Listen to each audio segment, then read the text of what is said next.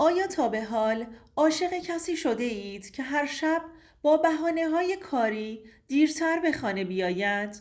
زنی عاشق به شوهر مهندس معمارش اعتماد داشت، اما تنها چیزی که بیخبرانه قلب او را شکست یک تکه کاغذ کوچک بود، یک فاکتور شام 2 نفره.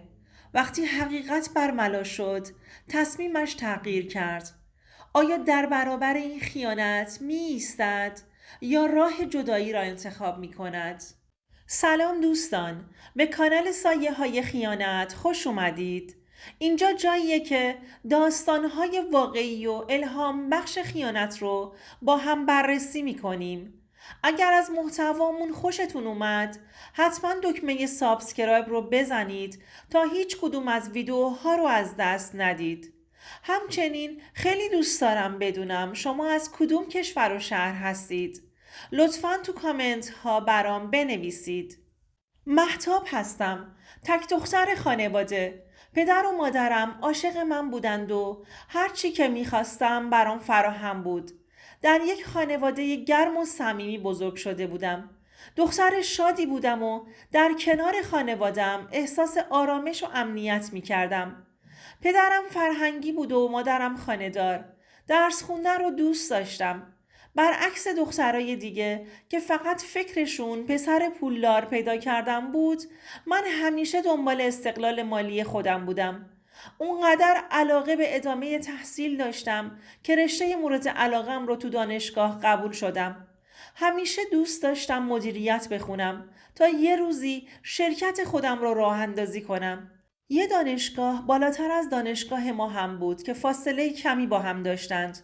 یه روز که از دانشگاهمون تعطیل شده بودم، تو مسیر راه با پسری آشنا شدم که در همون دانشگاه دیگه تحصیل میکرد. خواستگارای زیادی داشتم، اما هیچ کدومشون به دلم نمی نشست تا اینکه احسان رو دیدم. اسمش احسان بود، پسر زیبا و سنگینی به نظر می رسید. با همون دیدار اول جذبش شدم. اوایل توجهی به هم نمی کرد، ولی چند مدت که گذشت ساعت رفت و آمدش به دستم اومد. دیگه می دونستم چه ساعتی میاد سر ایستگاه و تا اون زمان منتظرش می موندم تا ببینمش. این بود که کم کم قلبش رو مال خودم کردم. احسان متوجه نگاه های من به خودش شده بود و همین هم باعث شد که به طرفم گرایش پیدا کنه و به هم پیشنهاد دوستی بده. از همون سالهای اول دانشگاه باهاش دوست شدم و با گذر زمان عشقمون نسبت به هم عمیق‌تر شد. طوری شده بود که از همه دوستام به خاطر احسان فاصله گرفته بودم و فقط به خود احسان اعتماد داشتم. 3 سالی از رابطمون گذشت و عشق و علاقمون هر روز قوی تر می شد. هر دومون فکر می کردیم که تا آخر عمرمون کنار هم می مونیم. یه روز احسان تصمیم گرفت که همراه خانواده‌اش به خواستگاریم بیاد.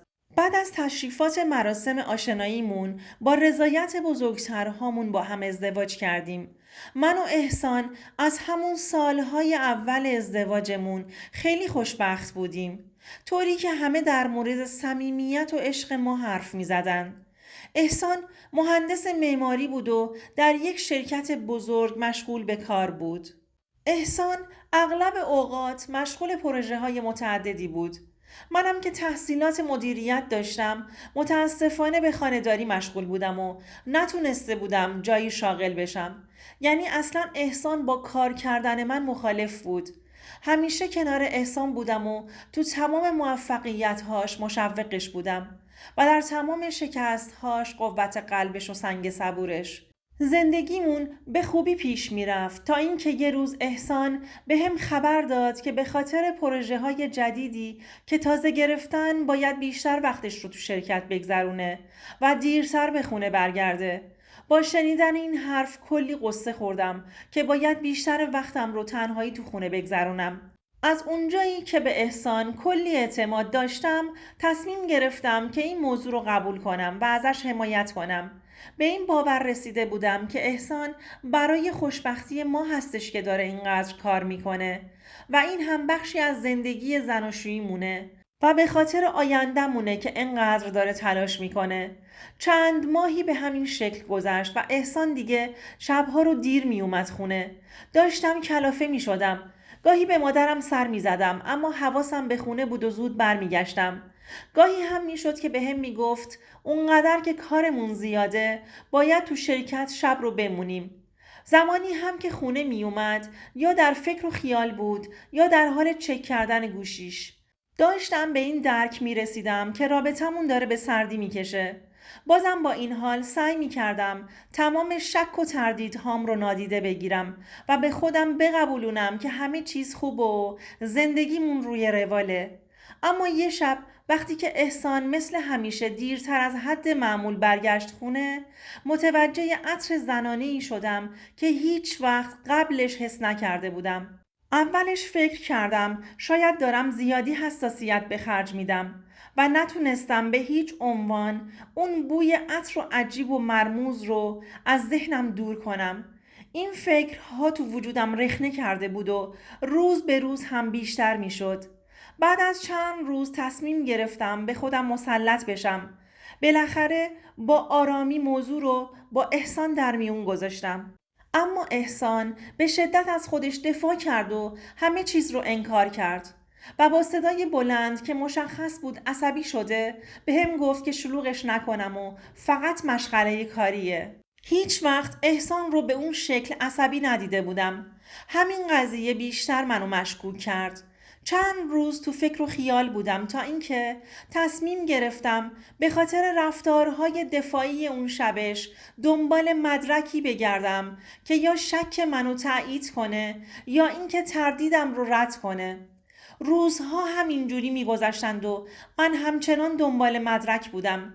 حس و حال هیچ کاری رو نداشتم تا اینکه یه روز تو ماشین احسان فاکتور یک شام 2 نفره رو دیدم. شوکه شده بودم. همه چیز برام روشن شده بود. بدون اینکه چیزی به احسان بگم تصمیم گرفتم که تمام پیام‌ها و تماس‌هاش رو زیر نظر بگیرم. خیلی زود متوجه شدم که احسان با زنی به اسم سارا که تو یکی از پروژه‌های مشترکشون کار می‌کرد رابطه مخفیانه‌ای داره. قلبم شکسته شده بود ولی بازم سعی کردم به روی خودم نیارم. تصمیم گرفتم بازم چند هفته دیگه صبر کنم تا به طور کامل از خیانت احسان به خودم مطمئن بشم. بعد از یه مدتی که مدارکم کامل بود به احسان گفتم که همه چیز رو میدونم. بازم احسان مثل سری قبل همه چیز رو انکار کرد. ولی وقتی مدارک رو بهش نشون دادم دیگه نتونست بهم دروغ بگه. بعدش هم سرش رو پایین انداخت و به اشتباهش اعتراف کرد. ازم خواست که یه شانس دیگه بهش بدم. همش پشت هم عذرخواهی میکرد و میگفت که رابطش با سارا فقط یک اشتباه بوده و از صمیم قلبش پشیمونه. اما دیگه چه فایده ای داشت؟ این همه ابراز پشیمونی با اون همه عشقی که نسبت به احسان داشتم نتونستم خیانتش رو نسبت به خودم قبول کنم. از احسان خواستم دیگه تو خونه نمونه و از پیشم بره. احسان مدام ازم خواهش میکرد که ببخشمش. چطور ممکن بود مردی رو ببخشم که با اون همه عشقمون منو نادیده گرفته بود؟ بعد از رفتن احسان از خونه چند روز با خودم کلنجار رفتم که آیا ببخشمش یا نه.